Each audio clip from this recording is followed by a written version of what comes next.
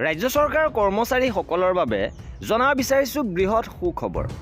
অষ্টম দৰমহা আয়োগৰ প্ৰক্ৰিয়া আৰম্ভ হৈছে। অধিসূচনা জাৰি, বৈঠক অনুষ্ঠিত কৰাকে ধৰি কেইবাটাও গুৰুত্বপূৰ্ণ খবৰ আহিছে।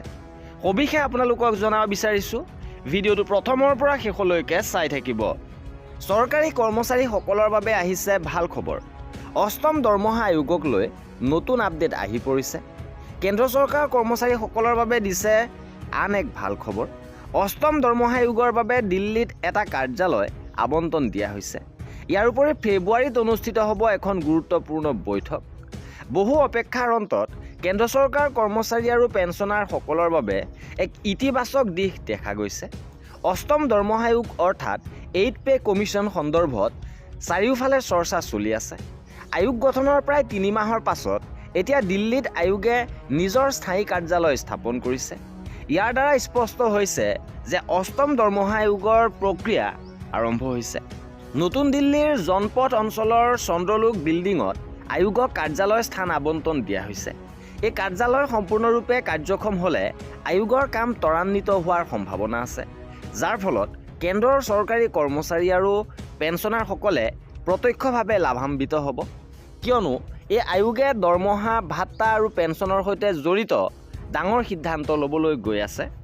ইপিনে কেন্দ্ৰীয় চৰকাৰৰ কৰ্মচাৰী আৰু পেঞ্চনাৰসকলক প্ৰতিনিধিত্ব কৰা ৰাষ্ট্ৰীয় পৰিষদৰ ষ্টাফ ছাইড ড্ৰাফটিং কমিটিয়ে 2026 চনৰ 25 ফেব্ৰুৱাৰীত দিল্লীত গুৰুত্বপূৰ্ণ বৈঠক অনুষ্ঠিত কৰিব। ৰেলৱে, প্ৰতিৰক্ষা, ডাক বিভাগ, আয়কৰকে ধৰি কেইবাটাও গুৰুত্বপূৰ্ণ বিভাগৰ কৰ্মচাৰীয়ে অংশগ্ৰহণ কৰিব। গতিকে এই বৈঠকতে ডাঙৰ সিদ্ধান্ত লোৱা হ'ব পাৰে।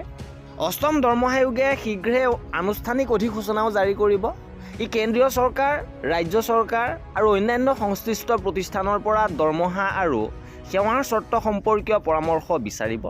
পাছত নিৰ্দিষ্ট সময়ৰ ভিতৰত আয়োগক প্ৰস্তাৱ দাখিল কৰিব। পৰৱৰ্তী সময়ত NCJCM-ৰ দ্বাৰা প্ৰস্তুত কৰা চূড়ান্ত খচৰা আয়োগৰ সন্মুখত দাখিল কৰা হ'ব। অৱশ্যে সকলো পৰামৰ্শ গ্ৰহণ কৰা আয়োগৰ বাবে প্ৰয়োজনীয় নহয়। ইয়াৰ পূৰ্বে সপ্তম দৰমহা আয়োগৰ সময়ত ন্যূনতম মৌলিক দৰমহা 26,000 দাবী কৰিছিল, যদিও আয়োগে ইয়াক 18,000 নিৰ্ধাৰণ কৰিছিল। পিছে এতিয়া আয়োগৰ বাবে কাৰ্যালয় আবণ্টন আৰু ফেব্ৰুৱাৰী বৈঠকৰ পৰা এয়া স্পষ্ট হৈ পৰিছে যে অষ্টম দৰমহা আয়োগৰ প্ৰক্ৰিয়াটো কিছু পৰিমাণে আগবাঢ়িছে। গতিকে আগন্তুক মাহত কেন্দ্ৰীয় চৰকাৰৰ কৰ্মচাৰীৰ দৰমহা আৰু পেঞ্চনৰ সন্দৰ্ভত ডাঙৰ সিদ্ধান্ত লোৱা হ'ব পাৰে। আৰু এয়া আছিলে 8 পে সন্দৰ্ভত শেহতীয়া গুৰুত্বপূৰ্ণ খবৰ। আৰু এনেধৰণৰ খা খবৰৰ বাবে আমাৰ চেনেলটো ছাবস্ক্ৰাইব কৰি ৰাখিব। ভিডিঅ'টো শেষৰলৈকে চোৱাৰ বাবে বহুত ধন্যবাদ।